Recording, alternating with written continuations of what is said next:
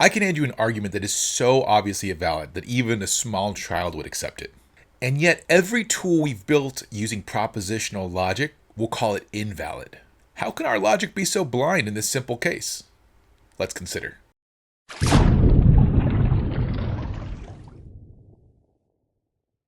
Hello, I'm Chico. Welcome to the Philosopher Channel Introduction to Predicate Logic course. In this video, we are crossing a threshold. If you haven't been with us so far, we've been going through the very excellent book, Nicholas J.J. Smith's Logic, the Laws of Truth. And we've learned all about propositional logic. We treated whole statements as the smallest logical atom. We wired them together with 5 connectives: not, and, or, if then, and if and only if. And we built truth tables and trees to test for validity. And it worked. But we've been quietly marching towards a wall, and we finally hit it. Today we'll check out an argument that Smith shows us is obviously valid and yet propositional logic says is invalid. And once you see why it fails, you'll know why the rest of the book exists. Now, the whole point of this book was to discover methods of determining whether an argument is valid. And as I said, there are some arguments that propositional logic just can't handle. So in part 2 of the book, we are going to extend the language. And we'll do it in 3 phases, each one adding expressive muscle. First, monadic predicate logic. This will be chapters 8 through 10, general predicate logic, chapter 12, and general predicate logic with identity, chapter 13.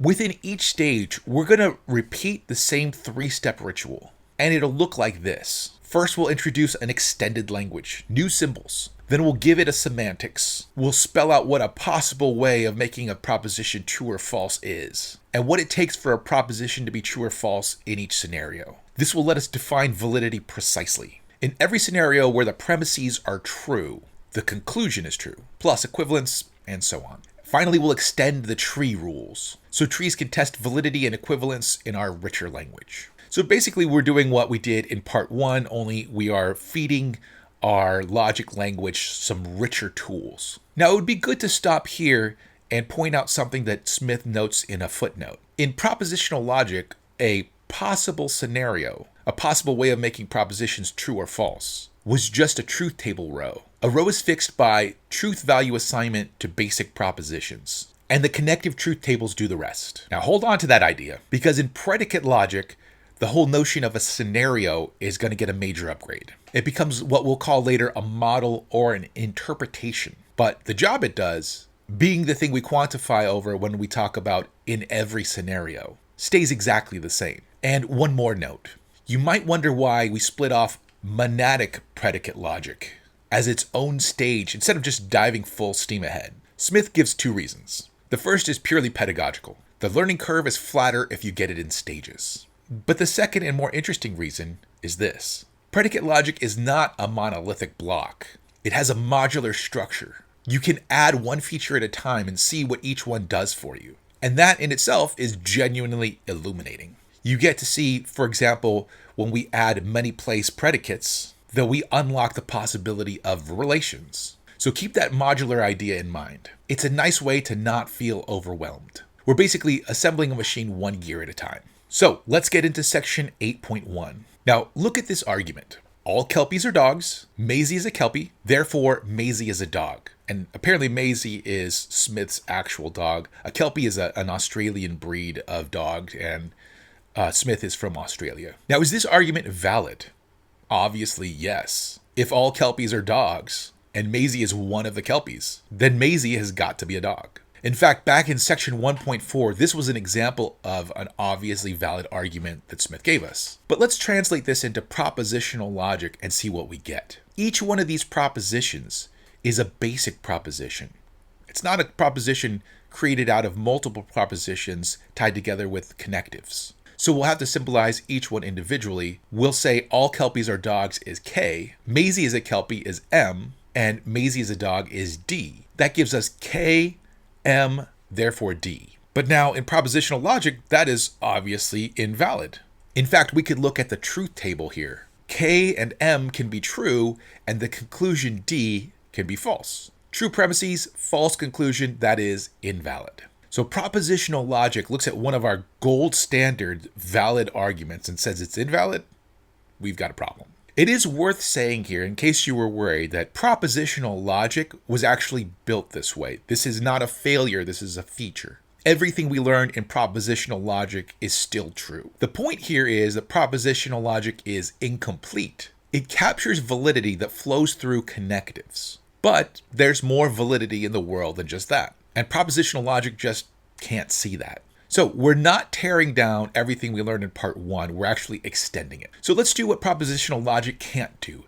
Let's look inside the basic propositions. The first premise here, all Kelpies are dogs, describes a relationship between two properties, being a Kelpie and being a dog. It says if a thing has the property of being a Kelpie, then it also has the property of being a dog. The second premise says that Maisie has the first property, and the conclusion says, therefore, Maisie has the second property. The cleanest way to see this is with a picture, and these are where diagrams come in. Think of a property as a line drawn around all the things that have it. So being a Kelpie is a loop around all Kelpies, and being a dog is a loop around all dogs. Now, premise 1, all Kelpies are dogs. This means that the Kelpie loop never pokes outside of the dog loop. There's nothing inside the Kelpie ring but outside of the dog ring. Premise 2, Maisie is a Kelpie, says that Maisie sits in that ring of Kelpies. So if both premises are true, if Maisie's inside the Kelpie ring and the Kelpie ring is inside the dog ring, well, that means that Maisie must be inside the dog ring. There's no way to make the premises true and the conclusion false. The argument is necessarily truth-preserving, or NTP, which is a term that we saw in part 1. By the way, these circles have a serious pedigree. This style of diagram, properties as loops, nesting or overlapping and showing logical relationships, was popularized by the Swiss mathematician Leonhard Euler in the 1760s. It was actually from his letters to a German princess, and he used it just to describe how these valid syllogisms worked. They were later refined by English logician John Venn around 1880 into the overlapping circles that you've seen for set theory. And that's where we get the name Venn diagram. Now notice that none of the reasoning that we've just seen, these different loops and seeing what is in what, none of it depends on dogs or Kelpies or Maisie in particular. I never used a single fact about dogs. I just used the shape of the argument. One property nested in another, an individual inside the first.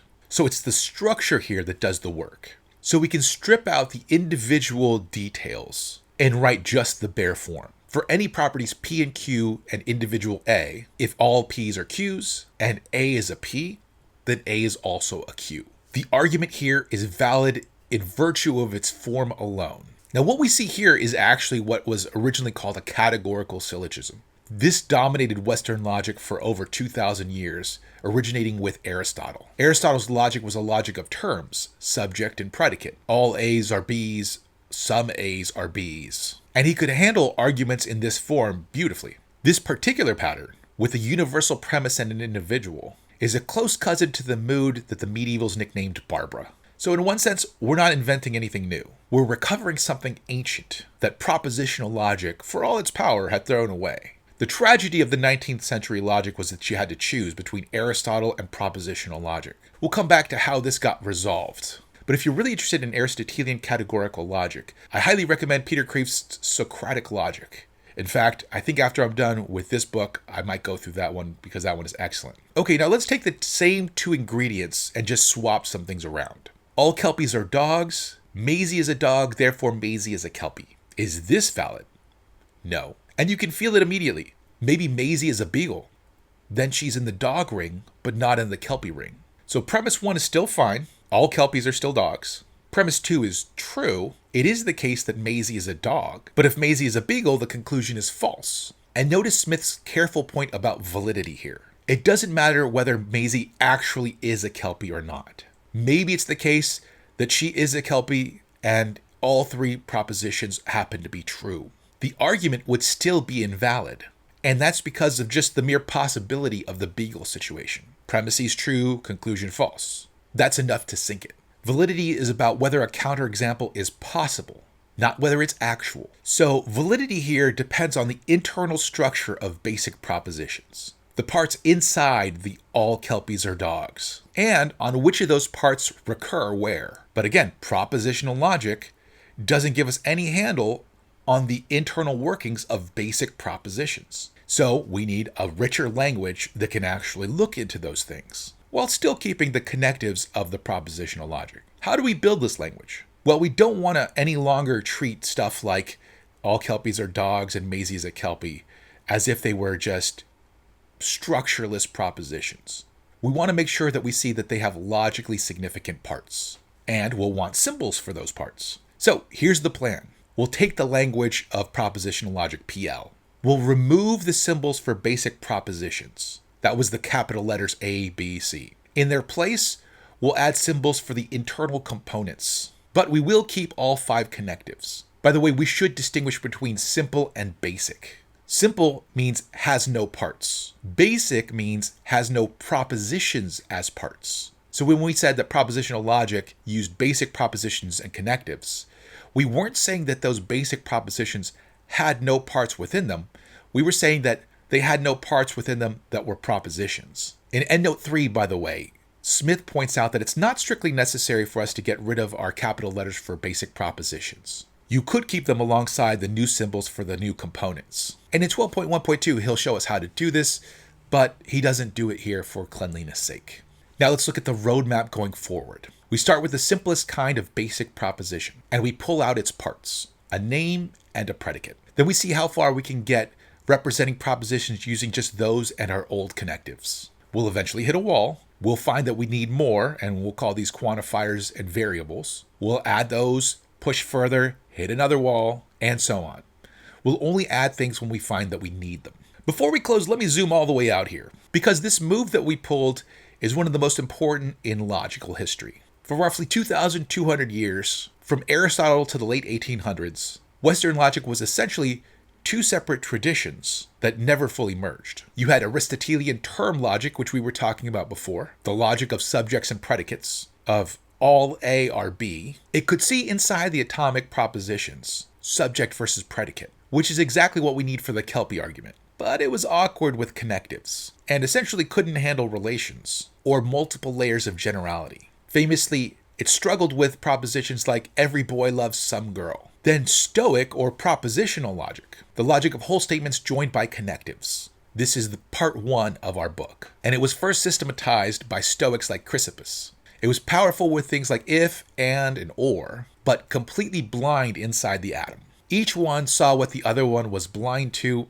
and for centuries you just had to pick one. Then in 1879, a German mathematician named Gottlob Frege published a strange book called the Begriffsschrift, concept script. He stopped analyzing the atomic proposition with subject and predicate, and instead borrowed an idea from mathematics, function and argument. Think of parentheses is a dog as a function with an empty slot. Feed it an object, and it outputs a truth value. Feed it Maisie, and you get the truth value true. Feed it a rock, and you get the truth value false. By feed it, I mean put it in place of where that parentheses is. So here, the predicate is a function, and the name is an argument. That's the analysis we're about to adopt. Predicate plus name. This one move did 2 revolutionary things. First, it unified the 2 old traditions, connectives and internal structure, and it surpassed them because Frege's function argument analysis, plus quantifiers and variables, which we'll see in section 8.3, can finally express multiple generality. Our proposition, every boy loves some girl, which had stumped logicians for centuries. By the way, it wasn't just Frege.